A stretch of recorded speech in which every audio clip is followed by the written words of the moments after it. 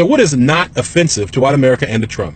Well, the enslavement of Africans obviously was not that offensive to white America, because it was here for so fucking long. The systematic genocide of indigenous people was not offensive to white America. They supported it, just like they supported the enslavement of Africans. They supported Jim Crow laws for so long. They supported redlining. They embraced the KKK. They still embrace the KKK. They do. It's a fact. It's the only terrorist group that has been allowed to operate in our country is the KKK. Why? Because they're a white terrorist group. Now, why would a nation allow a white terrorist group to operate? Because our nation is also a white terrorist group. So white America has never, ever, ever, ever been offended by any sort of injustice, including murder, today or yesterday. Tamir Rice, a little boy, playing with a plastic gun.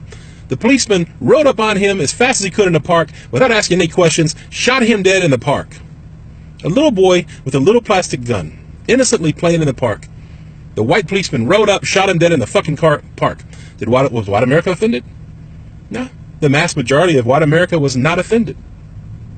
When Michael Brown was executed, white America was not offended. They were quiet. They were silent. All the lynchings that happened. Pregnant women being lynched in the past, hung by trees. Their babies coming out of them and being stomped in the fucking ground. White America wasn't offended.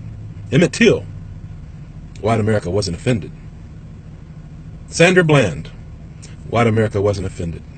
Freddie Gray, Trayvon. Matter of fact, as usual, whether it's modern lynchings or historical lynchings, as usual, just like yesterday and today, white America's busy defending the perpetrators of racism, of white supremacy. So when I say we are a white supremacist nation, just look at the facts. What offends white America is when a football player kneels during the national anthem. Not when a black man is executed in the street by a racist police officer because that racist police officer only sees a stereotype of a criminal. And this is why black people have always been killed. They don't see their humanity. They see them as a racist stereotype. This is why black and brown folks have always been murdered.